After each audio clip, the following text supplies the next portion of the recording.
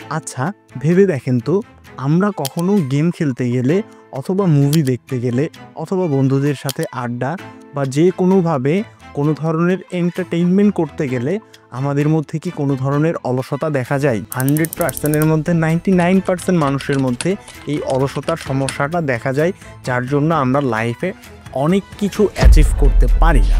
বিজ্ঞানী আইনস্টাইন অথবা Newton, mark Zuckerberg কিংবা ইলন মাস্ক, এই বিশেষ ব্যক্তিগুলোর মধ্যেও এই অলসতার সমস্যাটা থাকে। অলসতা সাধারণত দুই ধরনের হয়, এক মানসিক অলসতা এবং দুই হচ্ছে শারীরিক অলসতা। হার্ভার্ড ইউনিভার্সিটির একটি গবেষণায় বলা হয়, ডোপামিন হলো রিওয়ার্ড কেমিক্যাল।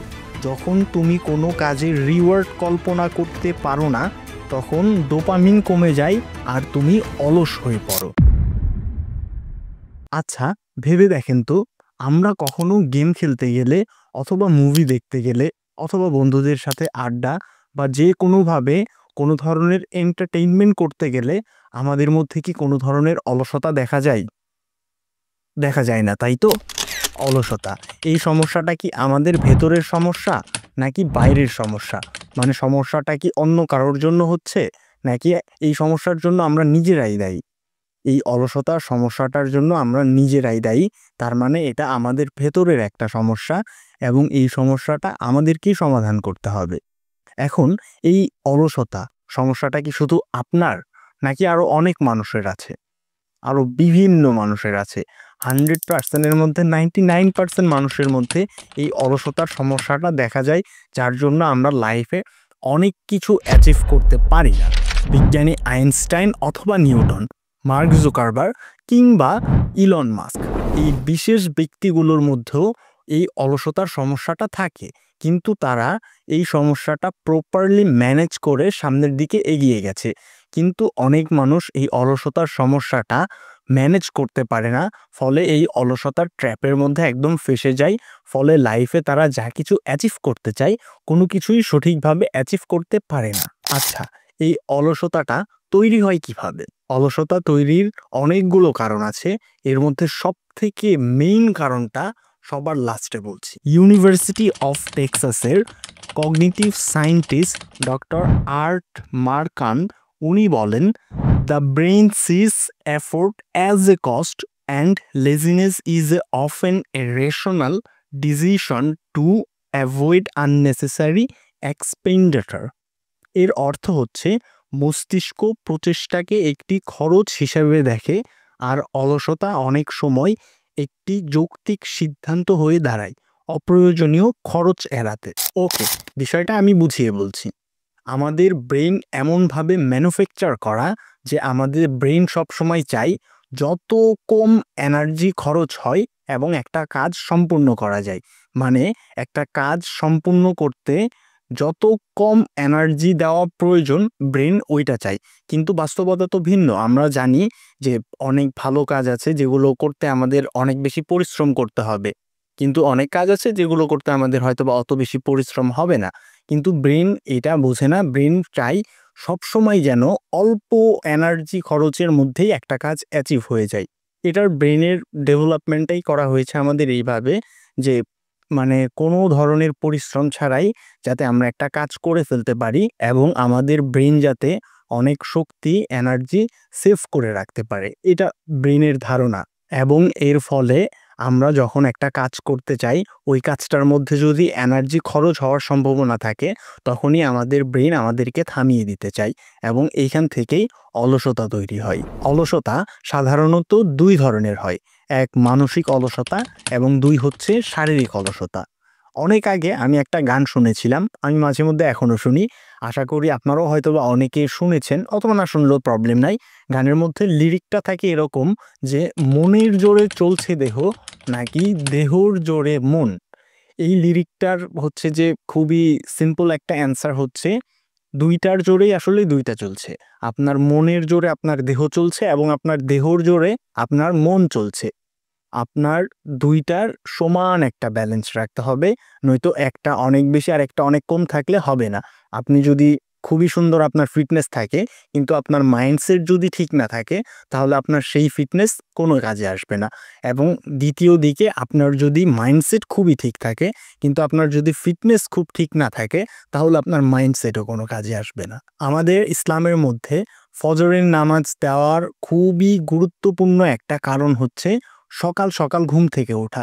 সকাল সকাল ঘুম থেকে ওঠার ফলে আপনি সারাদিনে কোনো ধরনের অলসতা অনুভবই করতে পারবেন না। মানে জাস্ট এমনি র‍্যান্ডমলি আমাদেরকে নামাজ দিয়ে দেয় নাই। আমরা নামাজ পড়লে আল্লাহর বিন্দু পরিমাণেরও উপকার হবে না। আল্লাহ নামাজ আমাদেরকে দিয়েছে আমাদের নিজেদের উপকারের জন্য। আল্লাহ আমাদের ব্রেইন সম্পর্কে তো জানে, আমাদের ব্রেইন তো সেই তৈরি করেছে এবং এর জন্য আমাদেরকে উনি ফজরের নামাজ দিয়েছেন যাতে করে আমরা সকালবেলা উঠি।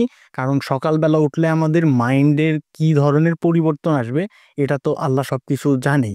এর জন্যই আমাদেরকে এই নামাজটা দেওয়া হয়েছে। ফজরের নামাজের ব্যাপক গুরুত্ব আছে। ফজরের নামাজ পড়ার চেষ্টা করবেন এবং এক্সারসাইজ, মেডিটেশন এগুলো করার চেষ্টা করবেন।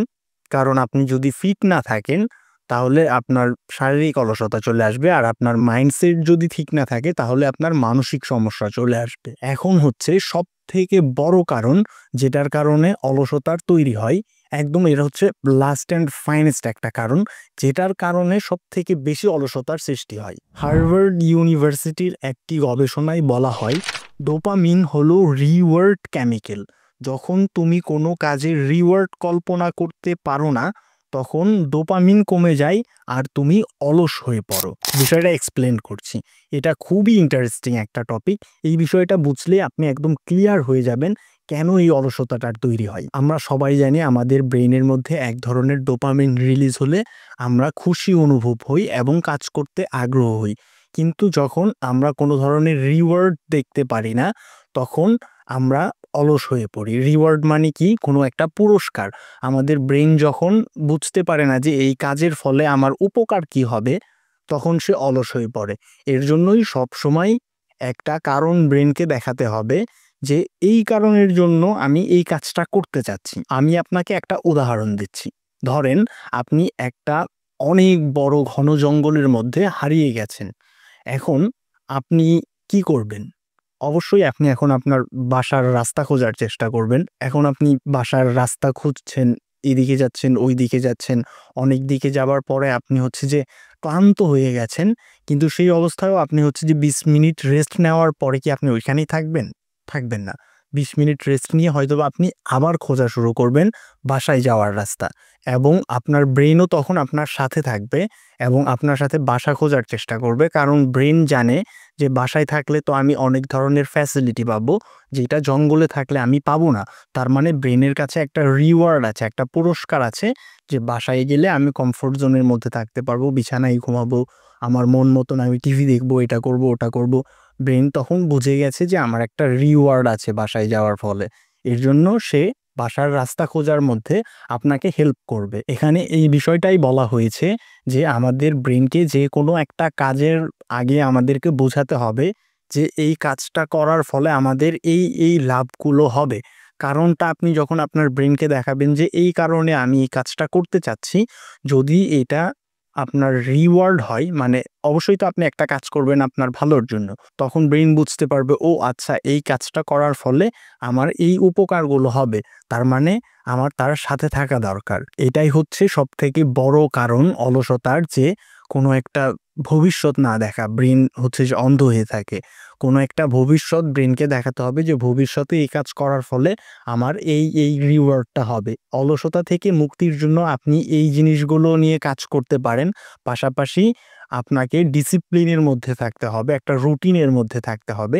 ডিসিপ্লিন নিয়ে বিস্তারিত জানতে গেলে আপনি হচ্ছে যে ডেসক্রিপশনে আমি লিঙ্ক দিয়ে দিব, অথবা এখানে বা এইখানে আই বাটনে আমি হচ্ছে লিঙ্ক দিয়ে রাখবো। ওইটা ভিডিওটা দেখলে আপনি বুঝতে পারবেন। ওইখানেও অনেক ধরনের ফর্মুলার কথা বলা আছে যেগুলোর মাধ্যমে আপনি ডিসিপ্লিন থাকতে পারবেন এবং অলসতা আপনার ধারের কাছেও আসবে না।